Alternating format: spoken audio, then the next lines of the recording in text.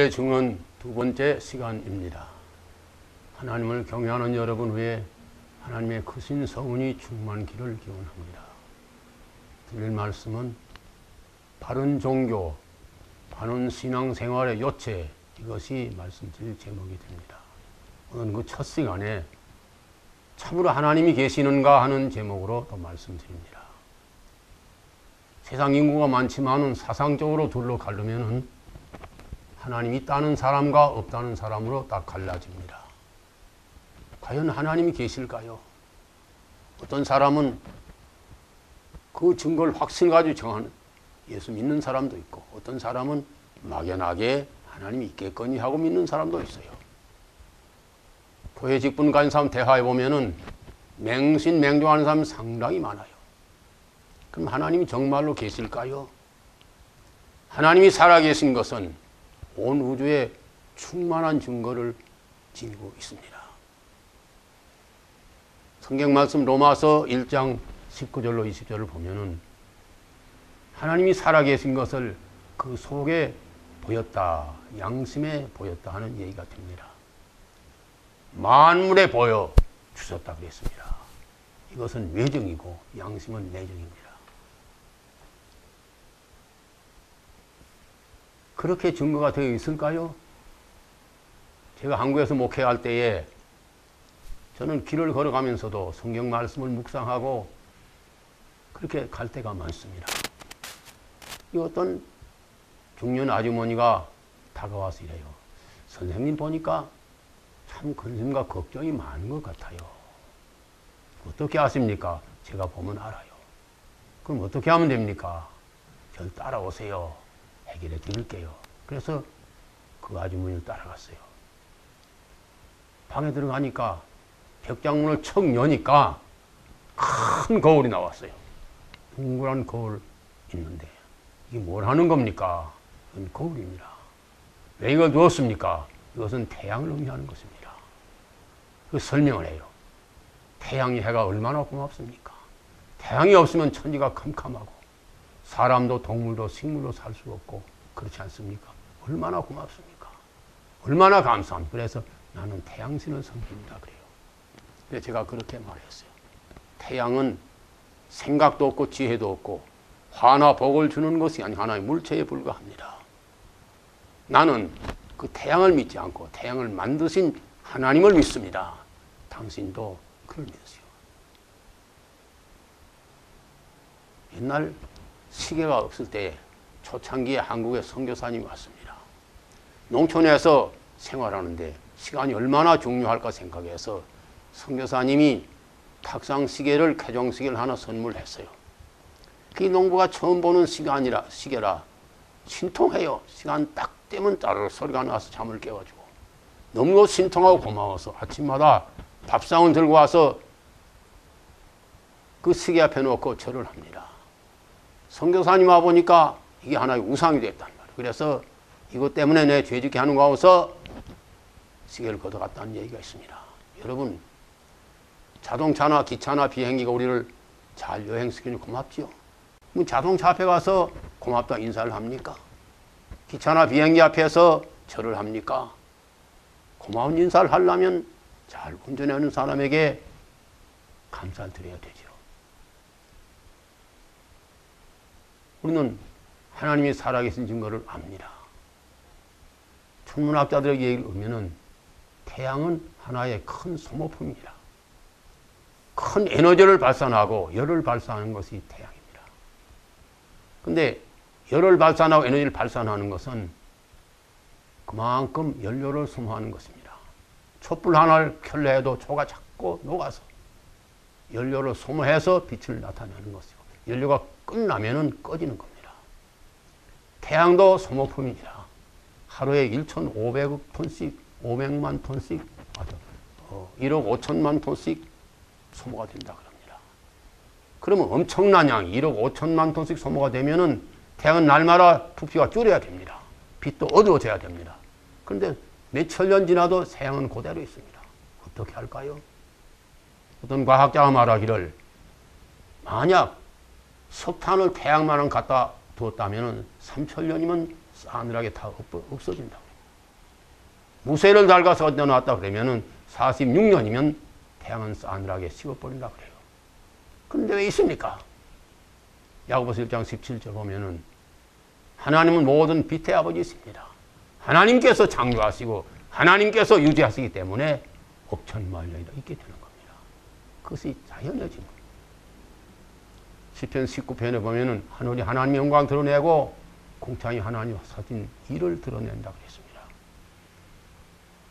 이런 증거가 얼마든지 많이 있습니다. 또 하나 내증은 양심의 증거입니다. 경상남도 충무시 통영에서 임근지라는 여자가 있었습니다. 30대 중반의 여자인데 남편이 무능한 노동자예요. 벙어리예요. 말을 못하고 답답하니까 남편에 대한 불만이 너무 많아요. 저것만 없으면 행복하게 살 텐데. 그러다가 외간 남자하고 눈이 맞아서 사통을 하게 했습니다. 참 재미가 있어요. 저것만 없으면 자유롭게 저 남자하고 사귀어 살겠는데. 그래서 꾀를 냈습니다. 한날은 술을 좋아하니까 남편이 좋아하는 술을 받아가지고 좋은 안주를 만들어가지고 바닷가에 갔습니다. 오래간만에 마누라 이렇게 서비스를 하고 술을 주니까 넉적넉적 받아 먹었습니다. 자꾸 많이 받아 먹고 나니 나중에는 술이 취해서 곤드레 만드레가 됐습니다. 몸을 가눌 수가 없게 됐습니다. 그러자 여자가 그 남편을 바다로 쫙 밀어 넣었습니다. 쥐도 새도 모르게 죽였습니다. 아무도 본 사람도 없습니다. 이제는 됐다. 행복하게 살 것 같은데 그 다음부터는 가슴이 벌렁벌렁 뜁니다. 양심이 아픕니다. 견딜 수 없습니다. 견디나 못해서 그 바닷가에 가서 자기도 몸을 던져 죽었습니다. 충청북도 은성에 있는 안병재는 청년이 있었습니다. 아버지가 항상 잔소리 많아요. 못된 버릇 고치라고. 저 아버지만 없으면 좋겠는데. 항상 아버지를 미워했는데 한날은 아버지가 마당에 멍석 깔고 거기에서 술이 취해서 죽었습니다. 이따 됐다. 그래가지고 아버지 입을 벌리고 농약을 갖다 퍼부어서 아버지를 죽였습니다. 이제는 됐다 생각했는데 가슴이 뜁니다. 양심의 가치를 견딜 수가 없습니다. 10년 동안을 그 아픈 양심을 가지고 전전긍긍 돌아다니다가 경찰서에 자수를 해서 시화입니다. 자수할 때 하는 말이 나는 아버지를 죽인 다음에 10년 동안을 하루도 편히 잠자본 적이 없습니다. 그 무엇입니까? 하나님께서 양심을 모든 사람에게 주셨습니다. 꼭꼭 박아놨습니다. 그 양심은 칼로 벨 수도 없고 물에 빠뜨릴 수도 없습니다. 양심은 일평생 동안을 감시하는 것입니다. 양심은 우리 생활을 선하게 인도하는 인도자입니다. 그래서 잘못하면 꼭 양심이 우리 마음을 찌릅니다. 그건 왜 그런가 하면은 양심을 그렇게 만드는 이유가 있습니다. 죄를 짓고도 양심이 편하면 회개하지 못합니다. 그러니까 하나님께서 그것도 하나님의 사랑으로 그렇게 하신 거예요.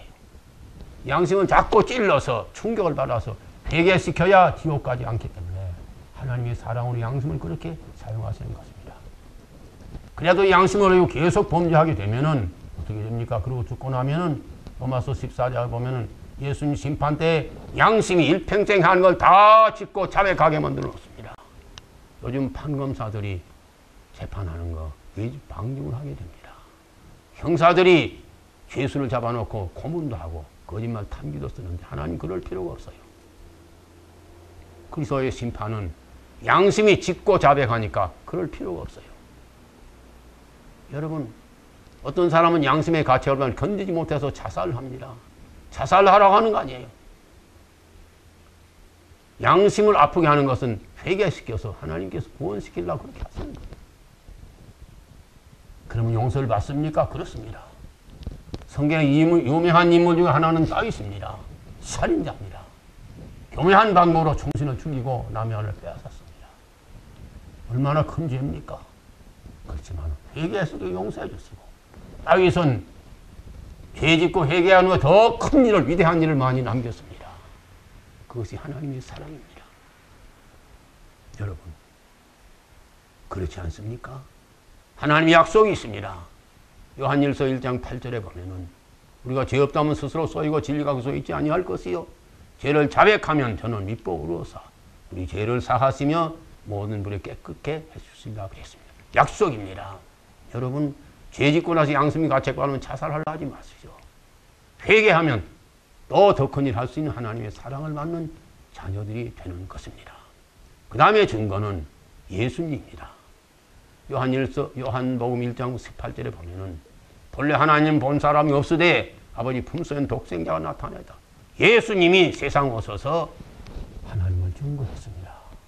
뭘로 증거했어요? 예수님은 아무도 할 수 없는 일을 했습니다. 불치의 병을 고치시고 죽은 자를 살리시고 문을 걸어가시고 사람이 못할 일 다 하셨어요. 요한복음 15장 22절 24절에 보면은 내가 와서 말하지 아니하였다면 저희가 죄가 없었으려니와 지금 그 죄를 핑계할 수 없다 그랬습니다. 또 하나님 믿음입니다. 성경입니다. 이것도 싫어합니다. 인천에 있는 한 고등학생이 있습니다. 아버지는 장로님인데 이놈은 교회를 안 나가요. 아무리 건너냐도 하나님 어디 있어요? 그러고 믿지 않아요. 그래서 아버지가 할 수 없어서 꾀를 냈습니다. 야, 그럼 너 성경 읽어봐라. 성경 그거 안 읽어요. 그 좀 읽어봐라. 아, 그게 뭘 따로 그걸 읽어요. 그래, 내가 성경 몇 장씩 하루에 돈 얼마씩 이렇게 돈 주면 읽지요. 그래서 고등학생이 성경 읽기 시작했어요. 읽었는데 돈 주는 재미로, 돈 받는 재미로 성경을 하루 몇 장씩 읽었어요. 몇 달 지나고 나니까 성경에서 신앙이 생겨가지고 아버지 장로님과 더 위대한 신앙가가 되었어요. 왜 그렇습니까? 성경이 또 증거하는 겁니다. 여러분, 러시아의 톨스토이 하면 유명한 사람이죠. 그에 이어서 부활로 유명하죠. 죄와 벌은 토스토예프스키 알죠. 학문이 많으면 사람은 교만하기 쉽습니다.